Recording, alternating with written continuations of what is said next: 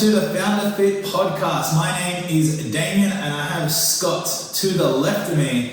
And on this podcast, we help entrepreneurs who don't want to settle for average businesses and average lives. And we're here to discuss the things that are going to move you and your business forward.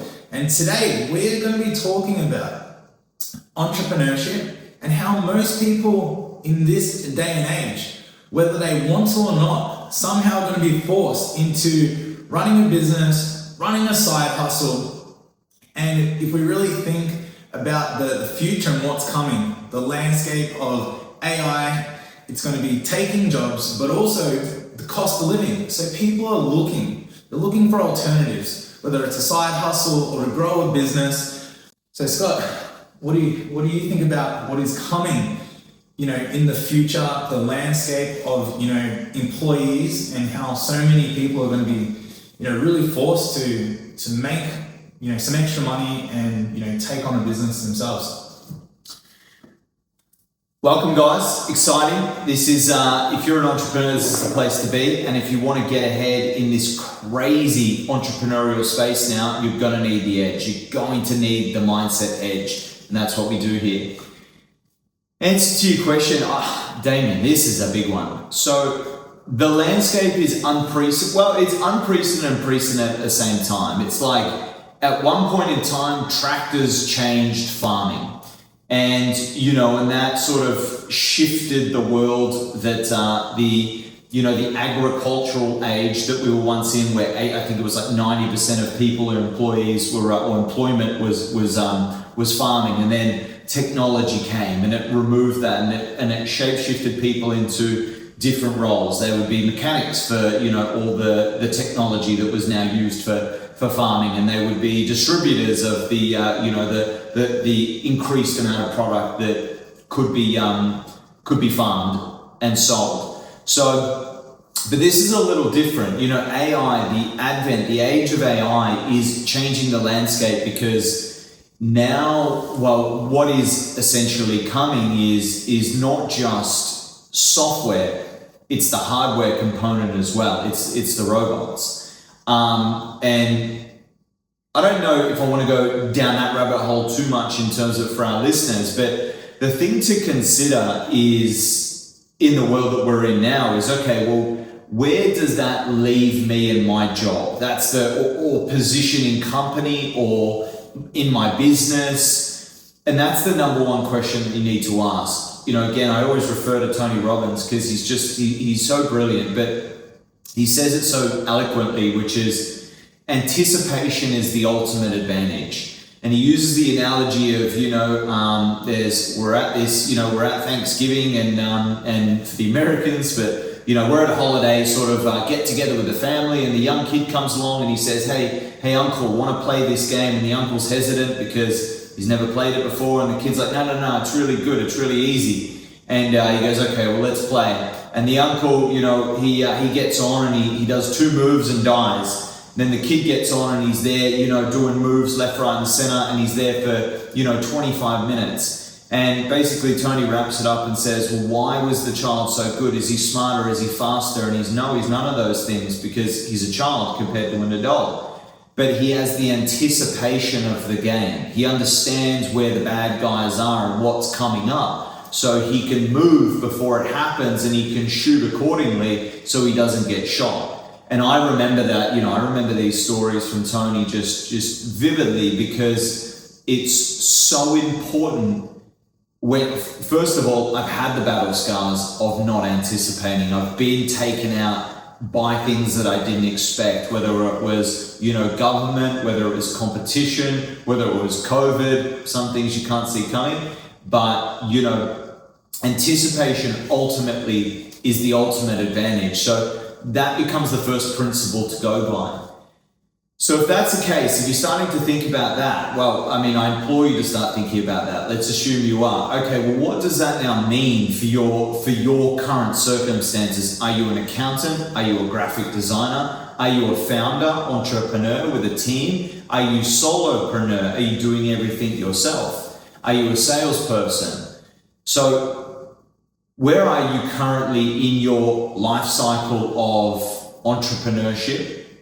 And then what does that next 2 years look like? What does the next 5 years look like? I mean, God forbid, how do we even get to 10 years? I mean, it's almost like Terminator style. We've got no idea. Like that's scary what's in the next decade. But in the next 2 years, we're looking at super intelligence. So that supersedes anything that humans can do. So my question becomes is how are you preparing for that? What are you doing in your business today or your employment today to prepare for that? Because going back to Tony's principle, if you don't prepare for that, if you're not sure about that, if you're not thinking about that, you will get shot. It will be game over. So a couple questions that I would definitely love to pick your brain on a bit more, because anticipation is a great skill, like you mentioned. So I guess, for most people, because some people are, literally just starting a business, some people still employees, doing these side hustles. So what really, like we were talking about it a little bit this morning, and that's where we got today's topic from, was because, let's just clearly state what is coming. What is the thing that we can see so clearly that we're so worried about? We talk about, job losses, all these employees who are making six figures, all of a sudden, the middle class is going to start to get wiped out. This idea of, running a side hustle, it's not just a little hobby anymore. It's a legitimate, thing that's coming. And if people aren't prepared or if they're not anticipating. So yeah, what do you really see over the next 2 years or so? How's this landscape going to change, and what does this mean for most, let's call them startup business owners right now? I listen to a lot of as much as I can, interviews of people like, firstly, Elon Musk is a big one. Then the second one is Jensen, what's his surname? NVIDIA, CEO of NVIDIA, founder CEO of NVIDIA. A couple other guys, their names are slipping, but an ex-Google guy that are, who else? Anyway, a bunch of them, about 5 guys that I follow quite closely to get a grasp, because again, me, nobody, not in that space, but really trying to, again, use Tony's principles of anticipation. So naturally wanting to learn as much as I can from the guys that are at the forefront. Again, the big companies, the Zucks, the Elons, and the Google guys, and just all these companies that literally are in an AI race. Like it really is. And it's scary because the compounding effect of AI is astronomical. So to predict is extremely hard, but we do know that superintelligence is coming. And that just completely supersedes what we're experiencing now. Like it's nice to be able to write out, well-formatted, sales scripts and emails and, the cool stuff that we can do, and create some funky videos on Nano Banana and, all these, they're quite, the tools that we have available are quite, kindergarten level. And I mean no disrespect to that, but they're fluffy tools. Because soon enough that the supercomputers are just going to do everything, all the accounting, all the legal work, everything computer based. Think of everything that is done. And again, I'm not just saying this, I'm getting this from the top guys. Because right now, when we look at a lot of AI, you can sort of still see it's AI. Yeah, that's it. But it's basic. But soon it's like, you're not going to know. Well, that's the idea behind what they're calling artificial superintelligence. Like it's, and again, don't quote me on this, grill me in the comments how wrong I am, but we're talking thousands of times more advanced compared to what we're currently experiencing. Again, chat is amazing and it can write great emails, but superintelligence is another world. Like it will just absolutely take over. It just won't require human intervention. Like that is the scariest part. So anyway, long story short, it's like, the best place you can position yourself, and again, no one knows, like it is scary. Like the future is scary, but it's exciting at the same time. I think we're always living on that. I mean, that's the beauty of life. We're living in that dance of uncertainty and certainty, right? And, it keeps things interesting. So there's a lot of uncertainty and there's a lot of certainty. We know that we're going to get robots to clean our houses, and we're going to have computer software to do our accounting and all those good things. The question now becomes is, okay, well, how are you going to best position yourself? Because, you're either a startup in your spare bedroom, or you're an established company, or you're an employee for a company that's, that's potentially going to make you redundant. There's hiring freezes going on everywhere. There's redundancies going on everywhere at the majors, whether it's major banks, major software companies, Amazon, these guys, it's clear, it's all over the news. So we know that's coming. So my question to all these young entrepreneurs out there, or, want to start, is how are you going to position yourself knowing that that is the future? Not today and thinking, okay, this is what I'm going to do today. I'm going to hire a graphic designer. I'm going to build this thing. Are you building it for the future? I've got a sticky note on my computer. I AI everything. That's why I tell myself every time I sit down on my computer, I AI everything. And not because I don't want humans to do, the work, and I'm a big fan of humans. But the challenge is that those that don't use and don't employ and don't bring in AI, we had a phone call with a software company today, and that software company can scrape data and contact leads, what were the numbers on it? Yeah, like specific to our niche, like 65,000 contacts it figured out in like 2 minutes on the call. So there you go. So, replace that. So you're going to bring in an appointment setter, and you're going to bring in a lead generator. Okay, well, how is that going to compete with the software that we're using or that's out there? And I'm sure there's many softwares, but just as this example, it scraped thousands, tens of thousands, millions of people within minutes, seconds. And now it's going to follow up those leads relentlessly. Again, I've been in the sales world for a long time, sold thousands and thousands and thousands of gym memberships in my time. And I've made those phone calls and I've sent those text messages. It's draining. I'm inconsistent. I'm busy with other things. I've got all these, we're just never going to be able to compete with the AI. So the question now becomes is immediately the number one thing that you have to do is look into that future. What are those tools, strategies, systems that you need to either think about or employ today to make sure that you've even got a chance in the AI race that's already here? Because when we think about, talking business on any level, we're talking about, job security. Now, running a business is you're the owner of your business. So I think to many business owners, that is the ultimate job security. It's like, if I can create my own work and I have my own business, then I don't have to be reliant on my employer, because that is the thing that we're anticipating now, is your employer, and we've said this on other podcasts as well, is they are working so hard to get rid of you. Yeah. If they can remove your salary, if they can save that money, like think about how much you're getting paid now. Imagine if there was 10 of you in your business and they could replace you with an AI software. Like, it's a no-brainer. Like, even you see the merit in that as the business owner. So if we're not anticipating that, what does that mean for you if you lose your job, if you don't have that job security? So that is why we're having these conversations of why you have to anticipate potentially, running your own business. And like Scott was just saying then too, to run a business, to use those skills and to start to even figure out where you start, there's a big differentiator that I believe needs to be addressed first.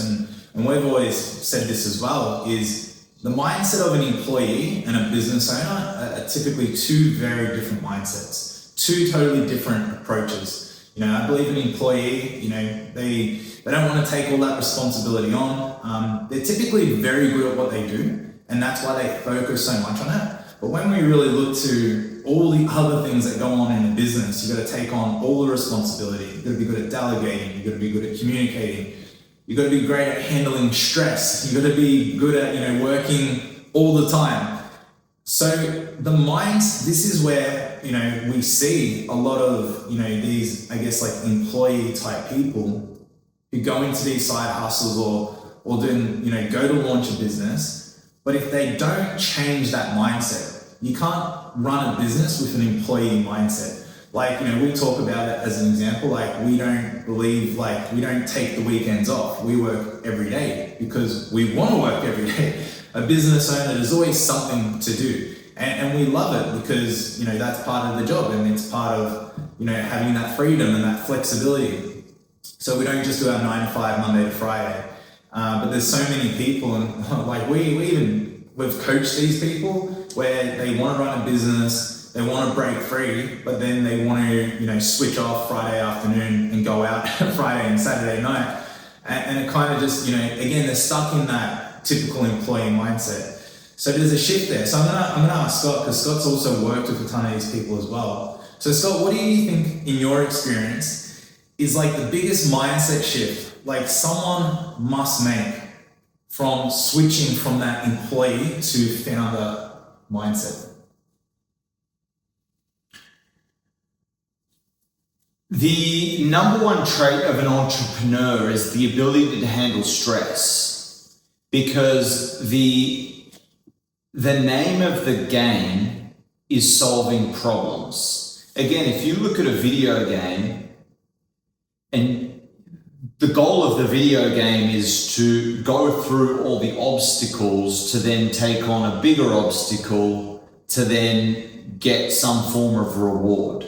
In the most simplistic way. That's kind of, again, if you look at any type of video from car race to GTA, it's take on all the obstacles and, you know, cross the finish line in front of the bigger obstacles, which is the other competitors or something like that, or go through the city and steal a car and get a gun and go find the boss and go through and shoot the baddies and then find the big boss and shoot the big boss and then unlock the whatever.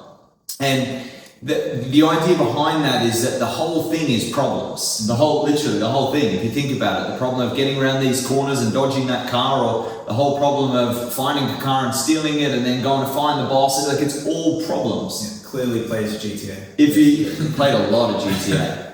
But if you think about it, like that's really all it is. When I guess an employee, like why you want to become an employee, two-part to it. First of all is that we're conditioned. Majority of people, again, that's the system from schooling to university, the bell ringing, the yes, no, raise the hand, ask to go to the toilet. Like we've just been, like it's just cattle going through the cattle farm and the cattle gates just to end up in the, eating grass and getting slaughtered. Like that is the employee world, let's be honest. And then they'll work you through their little ladder and give you little pay upgrades. Like the whole incentive program it starts from, kindergarten. And I can already see that with my own son. I've got a 4-year-old and a younger one, but the 4-year-old going through his little system right now. And I don't mind it at a young age because, it won't have massive detriments, but I can see how it's setting him up to be a good little lemming that follows little orders. And then that just becomes a bigger cog in the wheel and eventually just becomes a tax slave, right? That's the system. But to transfer from that is the first thing that you need to accept is all you're going to be experiencing is problems. That's all you're doing. And then the second question is, well, how can you remain in a productive and quality state while solving those problems? And what I mean by state is your mental fortitude, your psychology. Because if you're stressed out and scared, unfortunately, you're not going to have the capabilities, the cognitive ability to be able to go through the game effectively. So, do you want a simple answer? The simple answer is that you must have an extremely healthy relationship with stress and your ability to break through challenges, stressful challenges, problems. That's essentially it. The long answer, we can go into it if you want, is that then how do you then stack all of these mental skills, the first one being stress and resilience, second one being your relationship with failure, and the list kind of builds from there. Your hunger to achieve, your hunger to learn, your ability to learn, your ability to then implement those learnings and take action, your ability to then take action consistently, your ability to remain disciplined through good times and bad times. What I mean by good times is when you are winning and making the money, do you go buy the Lambo and the watch, or do you stay humble, store it, or invest it, or reinvest it? Anyway, you tell me how far and wide you want to go, but there's no simple answer. Yeah. Well, I think number one, it's like you've identified it perfectly, because problem solving comes with stress. And we know anyone's ability to handle more stress and to solve problems is the way forward. Like 100%. that's everything in life. So I guess, we see so much, and this is just the world, the majority of the world.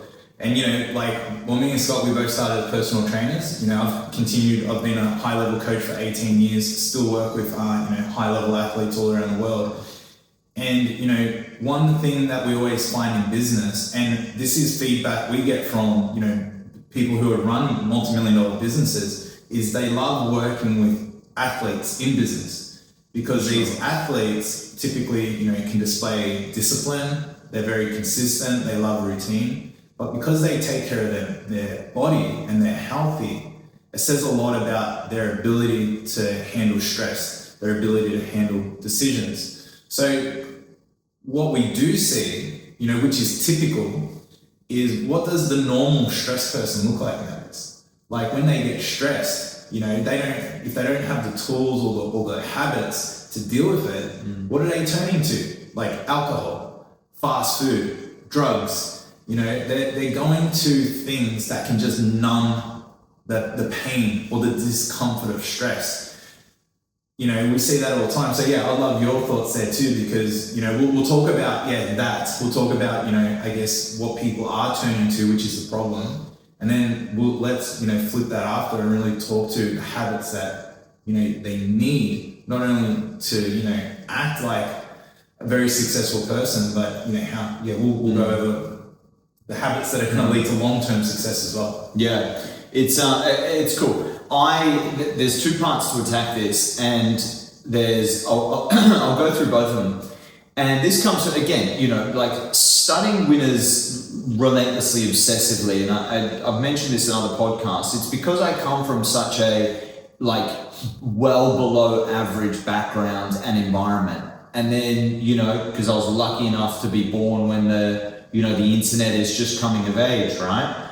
And so I'm starting to, I don't just get the news and a DVD anymore. Now I get the internet and I can see these people in the US and in Europe and all over the world and the UAE, and it's like, wow, so not everyone is struggling and not everyone has these problems. Not everyone thinks like, money doesn't grow on trees, and all the challenges of the low socioeconomic environments and the mindset that comes with it. So the first one, a great way of looking at it that I won't name names because tons of people say the same thing, but it's the first thing I need to focus on is what not to do.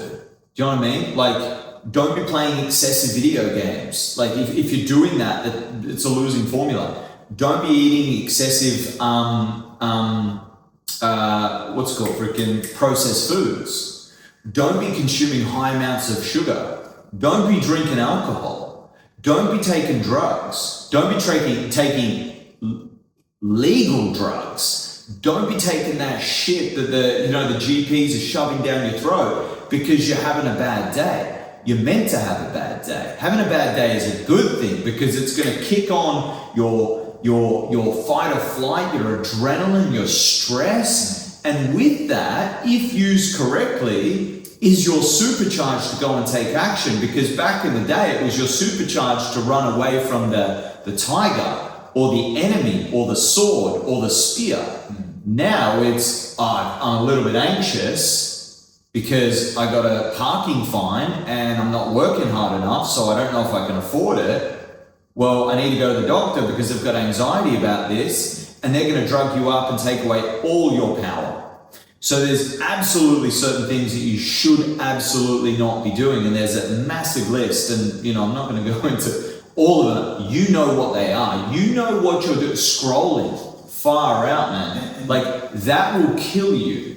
And just to add into that, so obviously these things, like just one or two of the things you listed, is enough to make someone really slow down their momentum, start to spiral.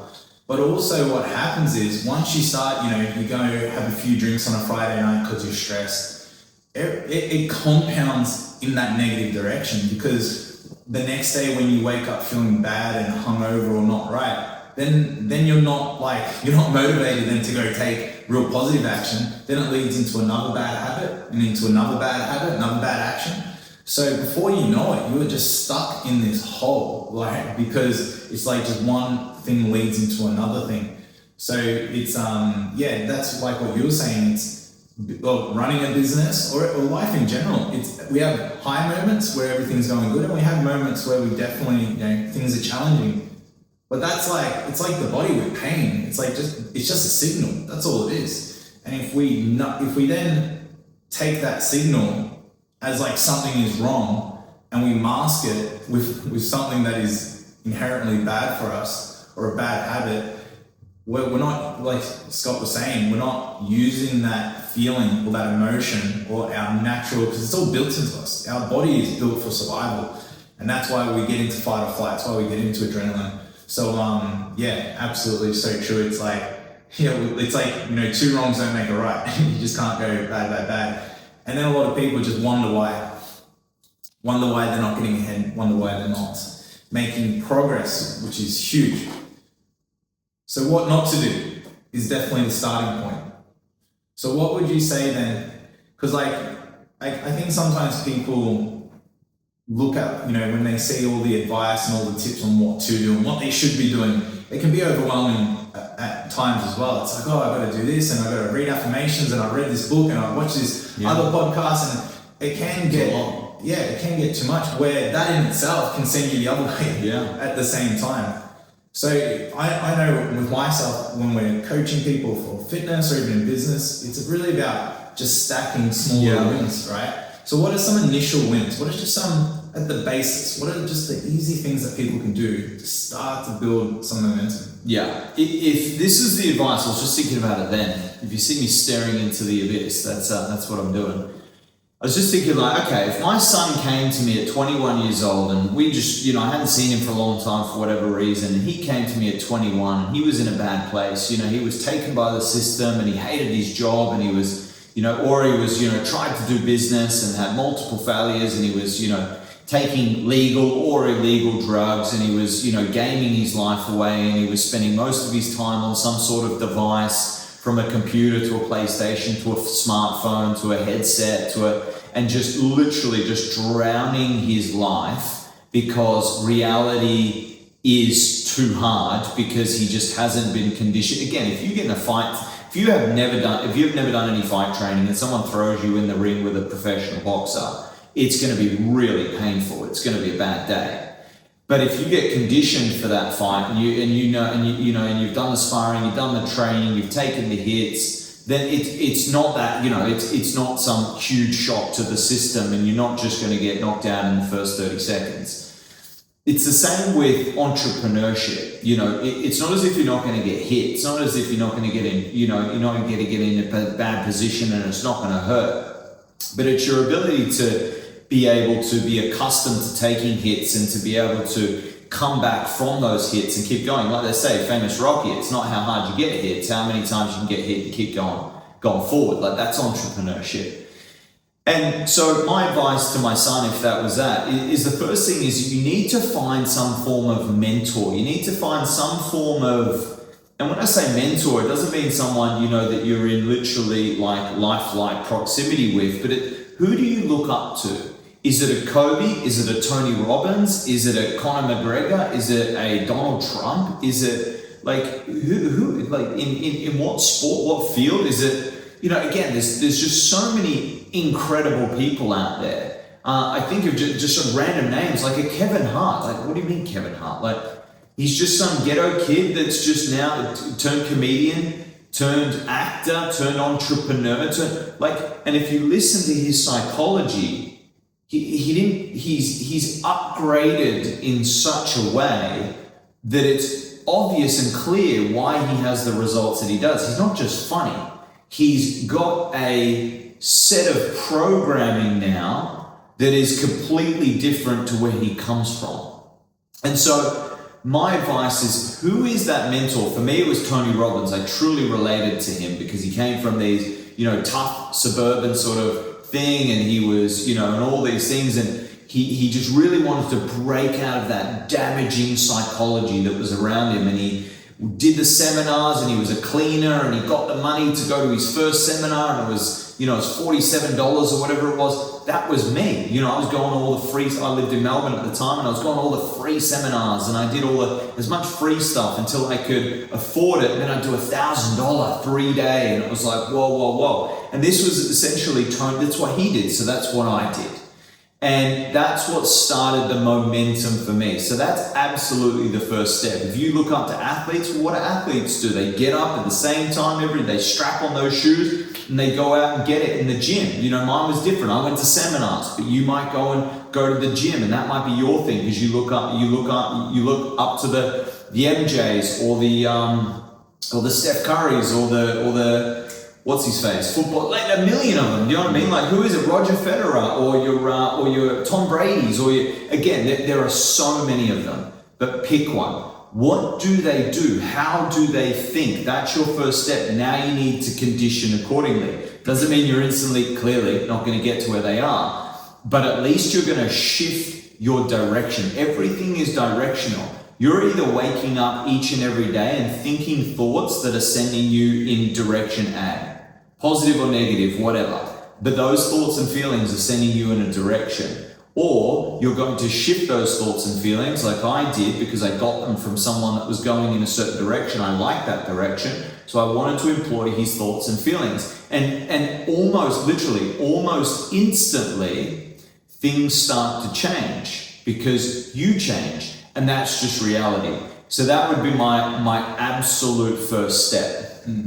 So on that as well, because I'm, constantly, I think we're all constantly a work in progress, number one. So I don't think you can just like completely just change in a second, because we talk about a lot, our beliefs, our programming, right? Why we think certain ways. The action that we're currently taking has to do, again, with our current program.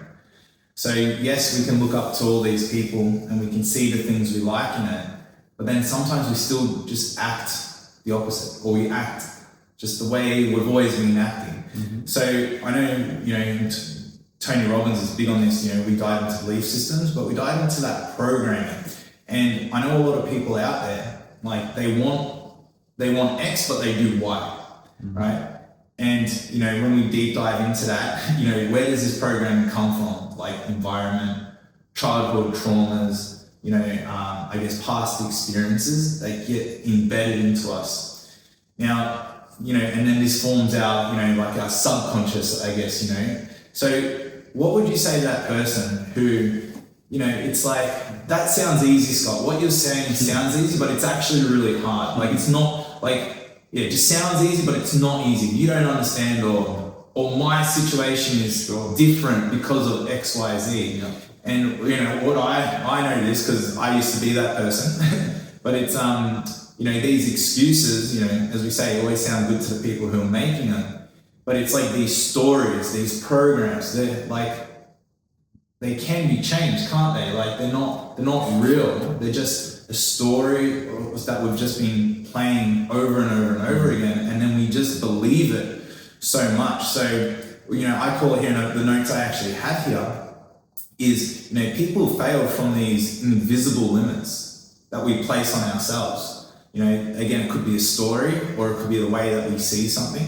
But when we actually can learn from mentors or learn from others, or like what you said, where we grew up in this environment, but then as we enter new environments, they have a totally different story.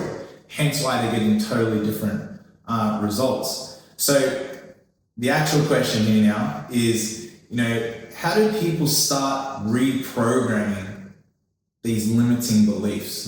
Because, it is a real thing. Like, limiting beliefs, I would say, are probably one of the biggest reasons why people just don't seem to, break free or cross over.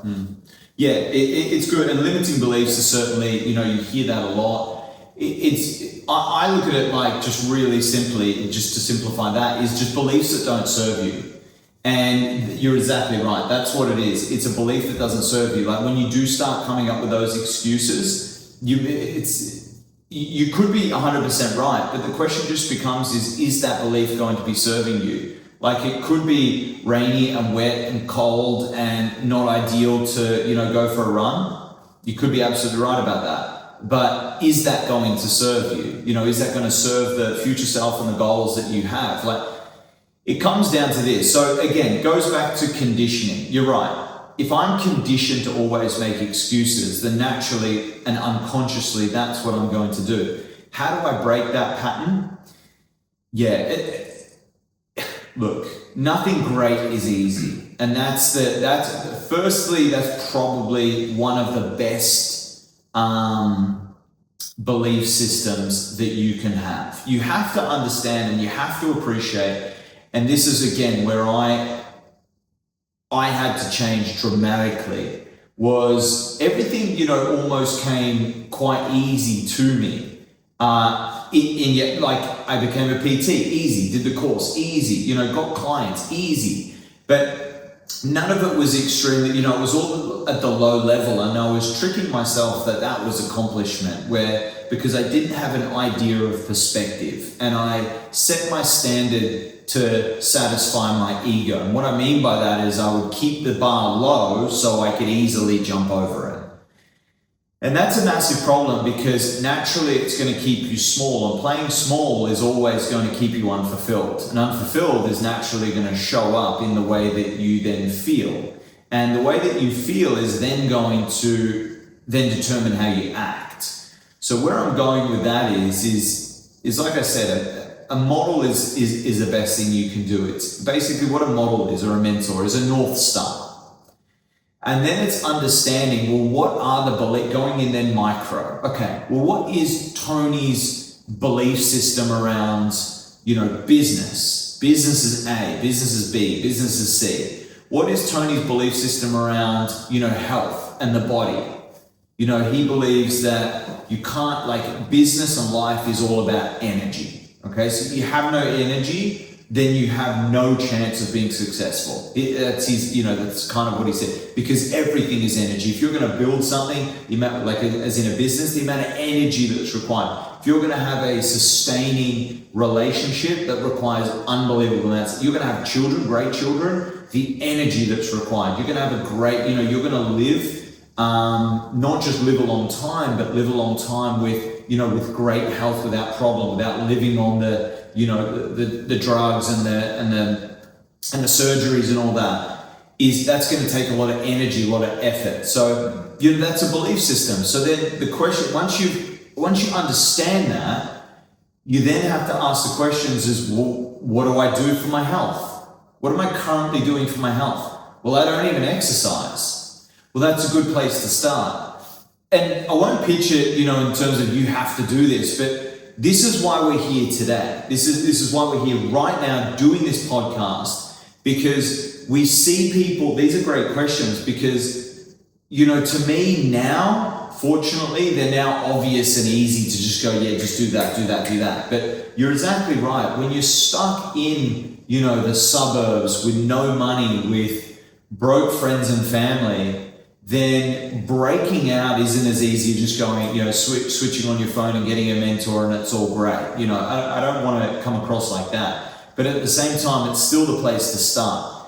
And so what we offer you is a 28-day performance program. And I'm not going to pitch it, but why it's 28 days is what we do is we start with, it's really simple. We start with a full reset.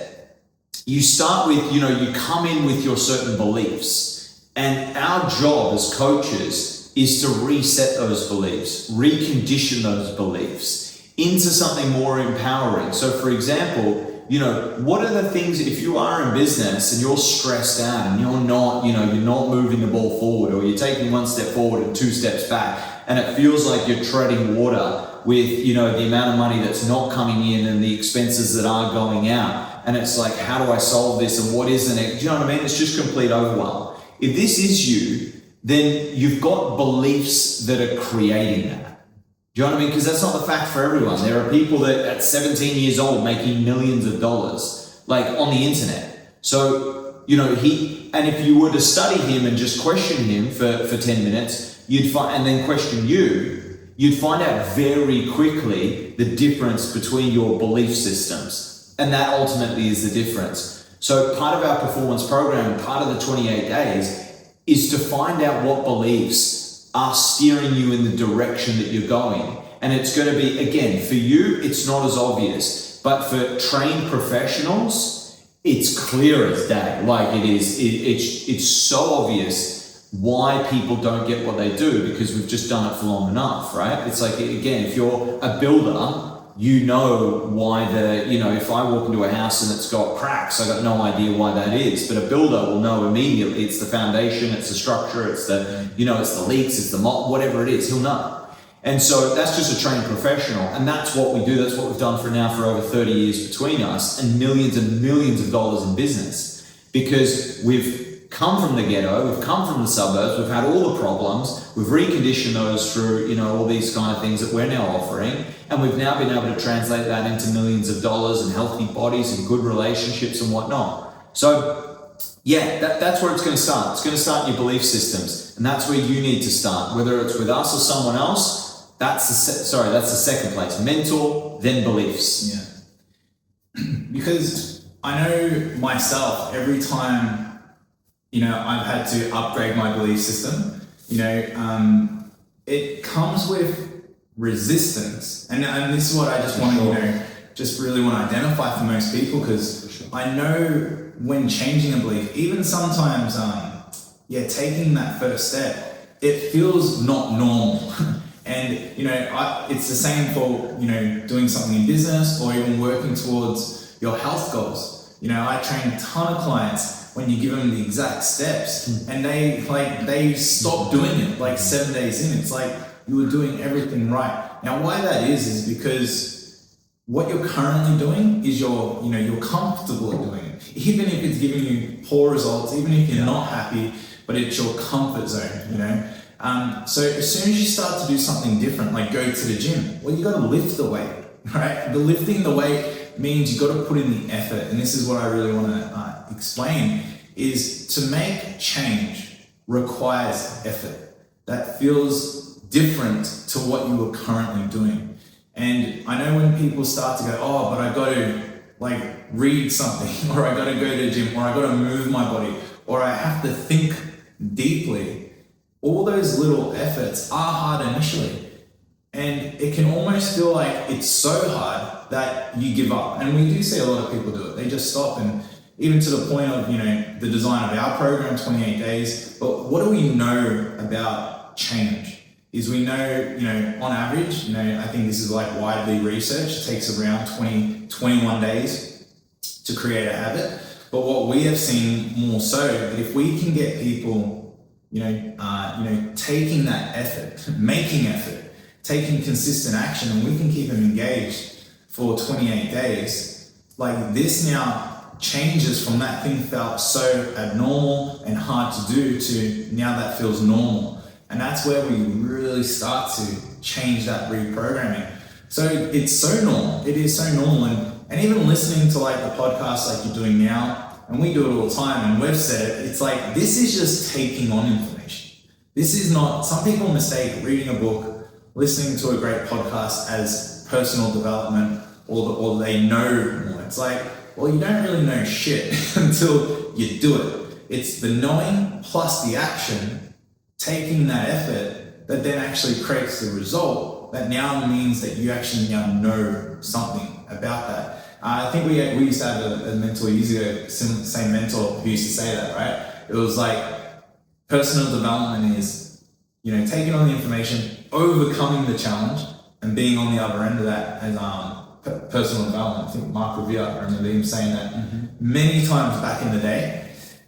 So that is the key thing. It's action. Action creates the change. So if you're going into the business and you have to, be on the computer for a few hours extra a night, or you have to meet that deadline, or you have to get some work done, or you have to learn something, or a mentor or a coach or someone who's going to, keep you accountable, and that just feels weird. It's these are the signs that you are growing, and more importantly, growing, as we were saying, these are the signs that your programming, your belief systems are actually changing because they're getting challenged.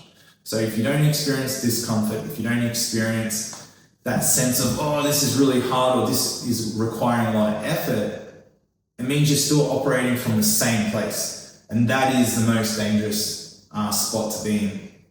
So because Scott is a genius at challenging people in positive ways. I've grown so much just by being around him. So Scott, what do you find in your experience too? When you raise the standard, because environment, we're very big on environment and making sure that we have a high standard, a high environment.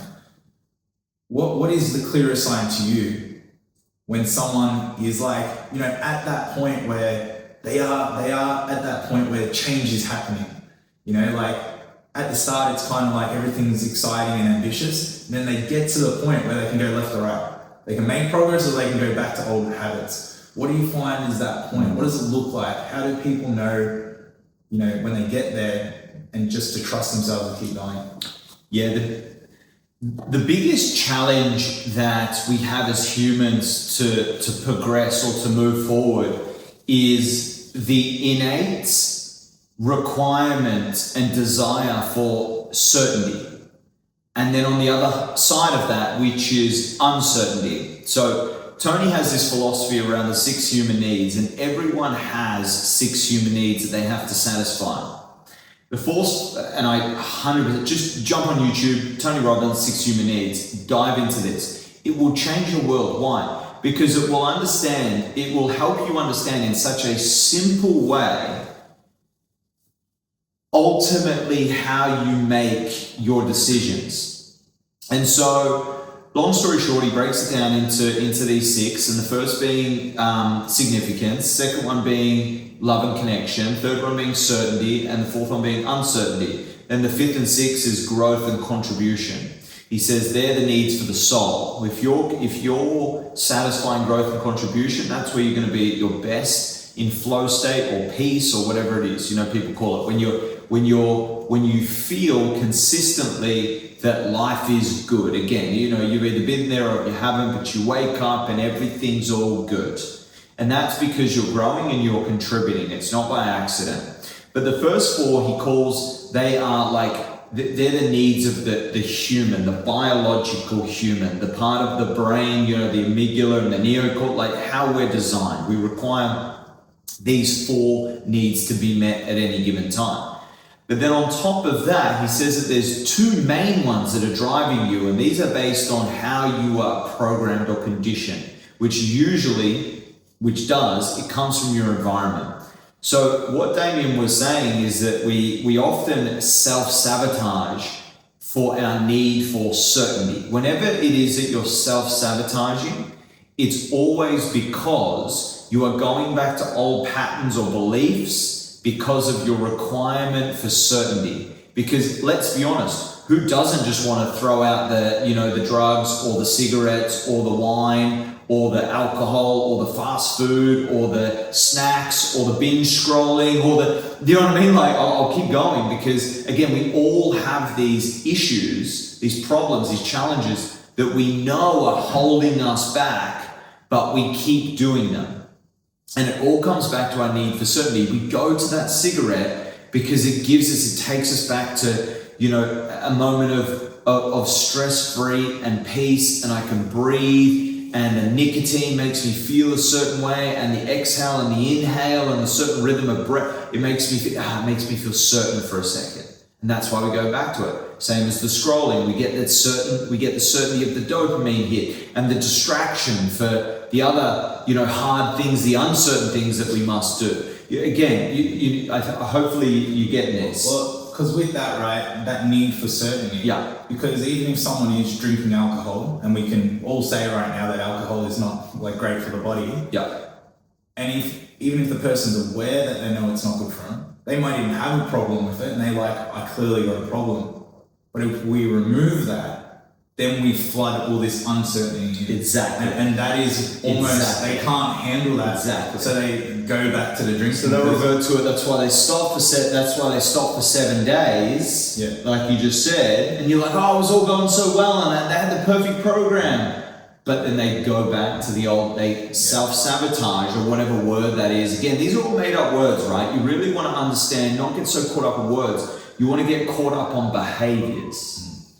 Yeah. And it's because a lot of people, and what we find is when they remove a habit, so they remove the alcohol, if they don't replace with something more positive, then that need of uncertainty is there, just growing, and then it's a matter of time before they go back to old habits. And the caveat is, again, this is Tony Robbins, and I've experienced it in my own life and helped others with it. This is how I know it's, why I'm obsessed with it. Why Tony to me is the GOAT. Because if you don't replace that need that actually, so say you replace, smoking gives you certainty, it gives you connection because you do it with other people, it gives you significance because, it can look cool, or at least used to. Now you're shunned for it and told to go in the corner. But there was a time in life where smoking was cool. You'd smoke on airplanes and in boardrooms and everything. So we'll just use that as an example. Or alcohol, when I'm 6 drinks down, I'm more confident. When I'm more confident, I'm getting more attention.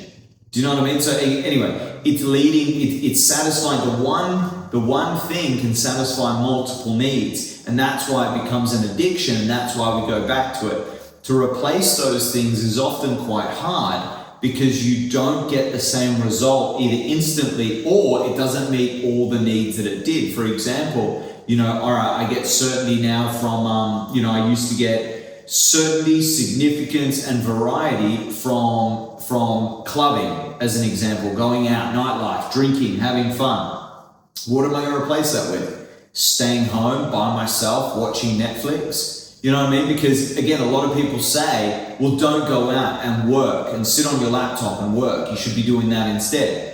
Well, that's not going to meet the same amount of needs. So you're going to try that for 2 weeks, and then the 3rd week, 4th week, you're going to be back out at the club doing what you did, right? Rather than doing what you should do, which is stay home and get on top of, your backlog of problems that you need to solve for the business, for the startup phase that you're in, because you've got an infant there, and that infant needs 24-hour attention.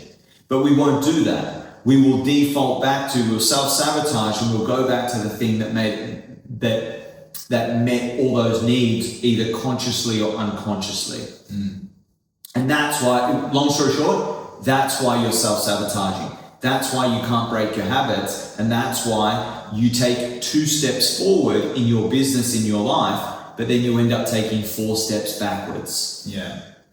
Now, a big, what we say and what our whole business... Does that make sense? Absolutely. Yeah. It makes total sense. And this is going to summarize, again, the whole point of Founder Fit and our slogan is we say it's 80% mindset, 20% skill set. And, even somewhere on my notes here is, and we constantly talk about it, how, mindset is the most important part.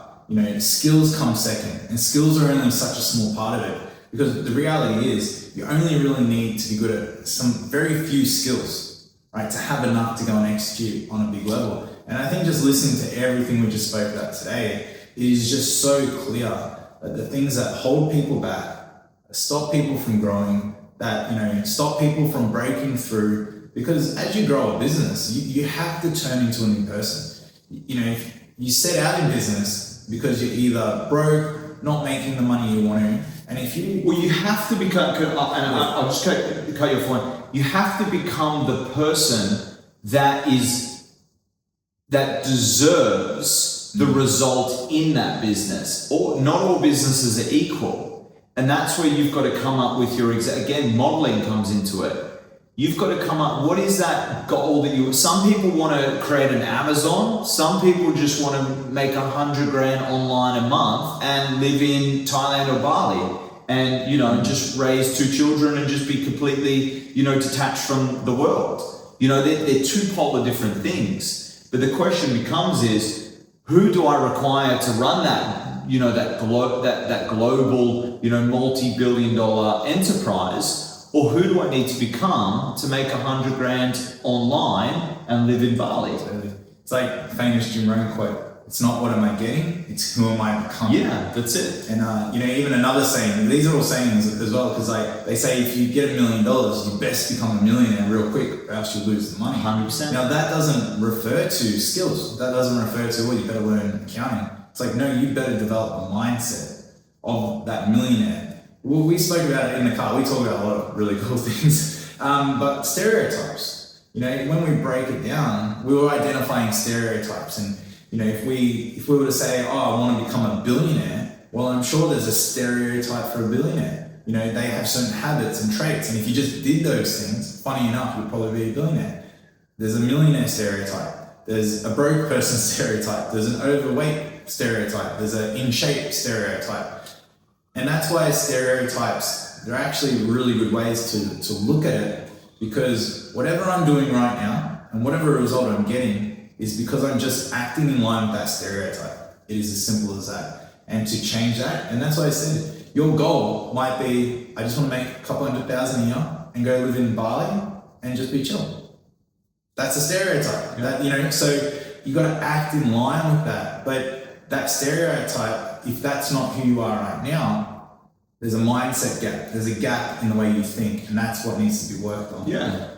And just to again dive into that, okay, what does that person do that lives in Bali and earns, $500K a year? Okay, well, they get up every day and they work on their business and they reverse engineer their business to achieve those goals. And they take the action that's required, non-negotiable, because it's the only way. Again, if you're going to do sales and to that degree, it's a non-negotiable, because you can't get there if there's a negotiation, because you won't do it and then you won't get the result, like, to put it really simply.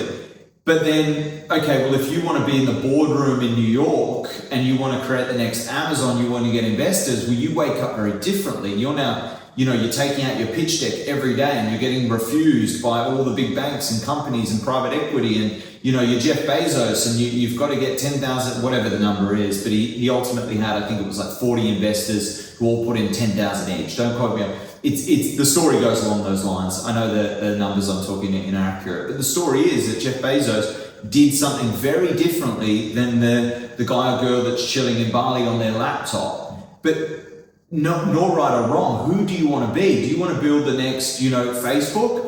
Then cool, then get over to New York, get your pitch deck ready, and start pitching like it's going out of, like oxygen's running out. Secure that money. Go find the talent that you need. That's your next objective, is you're going to have to go knock on $1 million and poach the best talent to build the best tech. Do you know what I mean? It's very different. What's the Bali guy got to do? He's got to get up every day. He's got to check his funnel and his leads, and he's got to follow up his leads, and he's got to make his sales. He's got to, fulfill his program or his product. He's got to do the marketing. He's got to, make the sales calls. He's got to, again, you need to decide who it is that you're going to become, and then the non-negotiable action that comes with it. I hope I'm not going too left field here, but yeah, that's like, if you think about it, we overcomplicate a lot, and simplification is the true genius, because the things that you truly want in life, they're not, unless you want to launch SpaceX or the new SpaceX, then it's not that far out of the average person's reach. It's not. I'm an average guy from average surroundings, average family, and now I'm a 0.1%er in terms of my health, my lifestyle, my income, my net worth, things like that. I don't say that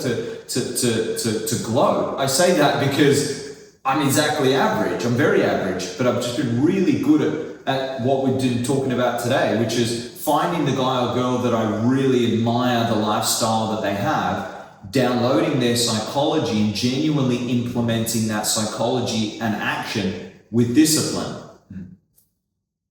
Because and that is the thing, and as we're learning more and more about, as our businesses are growing, is that the actual how to grow the business bit is actually getting more and more simple. Crazy. And it's getting easier because of AI and because of all these things. Yeah. So the biggest differentiator that we're seeing all the time is our mindset, but it's, and I'll say it's big time, it's so clear now, our overcomplication of everything. Sure. Like humans. Which is mindset still. It's all mindset. Yeah. It's exactly what it is, because we go, it can't be, we said these words the other day. Yeah. We said these words the other day as we were learning a new system for one of our businesses. We said, it can't be that simple. And it was like, this is $1 million system. And it's like, it is that simple. And we're like, geez, again, that's even us needing to grow our mindset to scale even further again. So, but it's the discipline, the action, the, leaning into fear, into discomfort when you feel like it and when you don't feel like it. E.g., it's all mindset. Can I just touch on that for 2 seconds? Because that's a really, really, really good point. Like I said before, I'm obsessed with modeling. Why? Because the first person I found to mentor me and get out of my massive problem that I was in, and we won't go into the problem I was in today, but it was a huge problem. I had to find someone fast, or it was ending really badly. Again, found a couple of people, but I'll stick to Tony Robbins was the main one. And anyway, and he taught me, and I went to business mastery, and I did all the business stuff. And again, I got into brick and mortar, into the fitness industry, and built, all these brick and mortar gyms, and it was really good, and made me millions and millions of dollars, and it was fantastic. But now then coming into the online world, I have now new mentors that teach me, and I've got to completely recondition my way of thinking. And that goes exactly to what Damian just said. I am reconditioning as we speak, and I just could not believe, again, my belief system was I had to go through 17 steps before I could even open the doors, and 17, long and arduous steps. Whereas now in the online world, it's literally step 1, 2, 3, 4, done. And not done as in you're just overnight millionaire, but now you've, sort of the business is set up. Now you've got to do, another 4 steps over here, and that's fine. But I just couldn't believe that, again, I didn't have the belief. I didn't know. It was the unknown. I was still stuck in my own certainty, which is I've got to do 17 hardcore steps, and it's, it has to be this rigid, and it has to be this. But no, Scotty, it's actually 4 steps, and you've got to do it this way, and it is that simple. And now you've got to do these 4 steps, and it's different, and you've got to learn that now. And once you do those, then that will connect to those 4 steps, and you'll start to see results. And now you just have to keep fueling that fire, consistency with discipline. You don't have to work 16-hour days and travel the country I was literally on a plane every 10 days, just shooting off, darting off, solving problems, fighting fires. You don't have to do that. You can literally do it behind a laptop.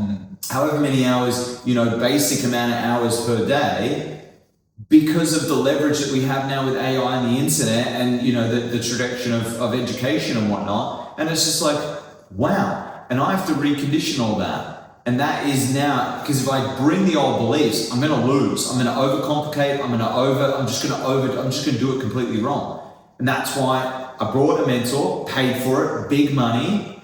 I'm now downloading the belief systems. I'm now executing those precisely and relentlessly with discipline, and now we're starting to see the results of that. Like, that's as simple as it is, and regardless of where you come from, who you are, we have the beauty of, I won't bore you with it, but neuroplasticity. Part of our brains as a human being, which is one of our massive benefits, is we can learn and unlearn at any given time. We're never too old or too young. We can always reinstall new beliefs, and that is the game. So I just wanted to share that story because, I'm going through it right now, and if I brought my old beliefs, I'd completely sabotage this next venture. But if I can find that mentor, install those new beliefs, and act accordingly, then I'll get a similar result. Just like I did the first time. Now I'm going to do it the second time.